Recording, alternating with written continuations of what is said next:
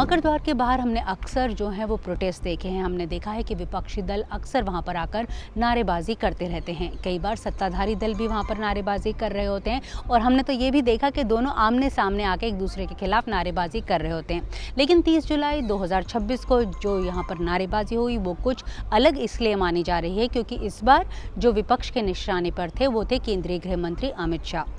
तो आखिर विपक्ष जो है वो केंद्रीय गृह मंत्री के खिलाफ नारे क्यों लगा रहा है, वो क्यों जानने की कोशिश कर रहा है कि जो अमित शाह हैं वो लोकसभा में क्यों नहीं आते हैं। जनसत्ता ने आज से एक नया जो है प्रोग्राम शुरू हुआ है जिसका नाम है नीता का 5 का पंच। अगले कुछ मिनट्स में मैं इस खबर से 5 बड़े मुद्दे या कहें 5 बड़ी बातें जो हैं, 5 डिफरेंट एंगल जो हैं वो आपको समझाने की कोशिश करूंगी। अमित शाह कौन है? अमित शाह देश के दूसरे मोस्ट ताकतवर मंत्री हैं, ये सब जानते हैं। विपक्ष भी ये जानता है। विपक्ष जानता है कि जो पूर्व शिक्षा मंत्री हैं दबाव बनाकर जो विपक्ष है उनका इस्तीफा दिलवा चुका है। लेकिन जो दिल्ली में हमने प्रोटेस्ट देखे थे 20 जुलाई को, उसमें पुलिस एक्शन को लेकर कई सवाल उठ रहे हैं। वो सवाल जो हैं विपक्ष केंद्रीय गृह मंत्री अमित शाह से पूछ रहा है। वो चाहता है कि अकाउंटेबिलिटी हो और साथ में ये भी जानना चाहता है कि जो पुलिस ने जो बर्बरता का इस्तेमाल किया वो ऑर्डर किसने दिया था।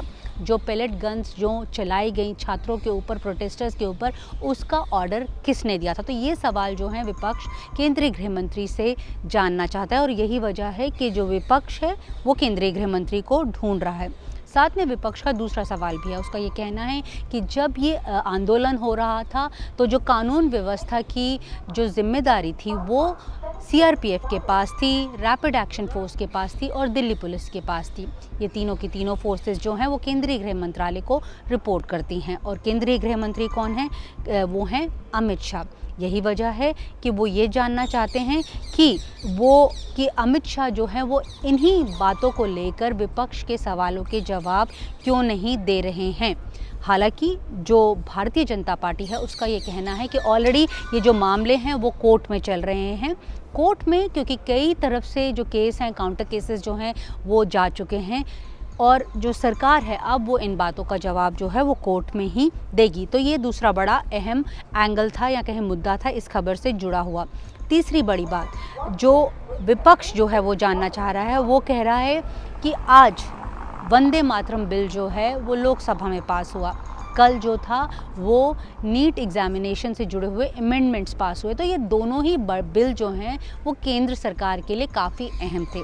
लेकिन केंद्रीय गृह मंत्री दोनों बिल्स में नदारद रहे। हालांकि सत्ताधारी पक्ष का इसको भी लेकर जवाब है।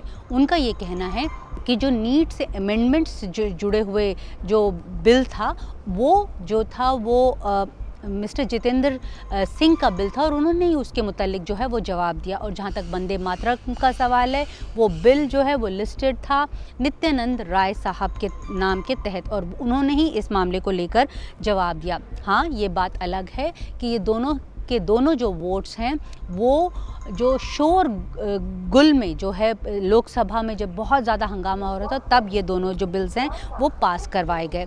तो ये मुद्दा भी अब जो विपक्ष है वो पूछ रहा है कि जो सरकार है वो ज़बरदस्ती जो बिल्स है वो क्यों पास करवाए जा रही है। चौथा बड़ा जो मुद्दा है वो है भारतीय जनता पार्टी का जो कहना है। भारतीय जनता पार्टी का इस मुद्दे के ऊपर कहना है कि जब भी इस तरह का डिसऑर्डर, इस तरह की एडजर्नमेंट संसद में होती रहती हैं तो अक्सर केंद्रीय गृह मंत्री जो हैं वो संसद में नहीं जाते हैं। वो पार्लियामेंट में रोज़ आते हैं। आज भी हमने उन्हें देखा कि वो पार्लियामेंट आए हुए थे और लगभग 7 बजे के आसपास निकले, लेकिन वो लोकसभा नहीं गए थे क्योंकि वो वहाँ जाके क्या करेंगे, क्योंकि लगातार जो हैं वो वहाँ पर डिस्ट्रप्शंस हो रही हैं।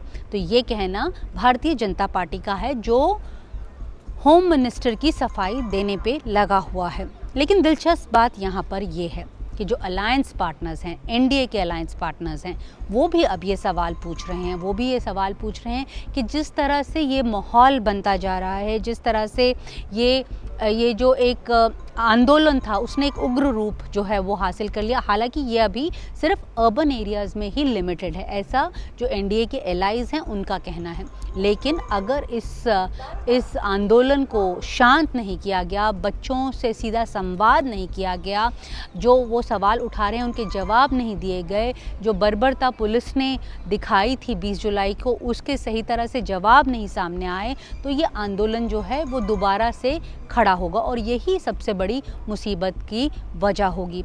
इस बीच कई सांसद हैं जिनसे हमने बात की, उनका कहना था कि उनके पास वो ऑर्डर्स हैं जिससे साफ जाहिर होता है कि जो दिल्ली पुलिस ने ही बर्बरता के ऑर्डर्स, जो बर्बरता के जो लाठीचार्ज हुआ था, जो पेलेट गन्स जो फायर की गई थी, उसके ऑर्डर्स जो हैं वो दिल्ली पुलिस ने ही दिए थे। और यही सवाल जो है वो विपक्ष बार बार उठा रहा है कि आखिर केंद्रीय गृह मंत्री हैं कहाँ और वो संसद में क्यों नहीं आ रहे हैं। नई दिल्ली से नीता शर्मा, जनसत्ता के लिए।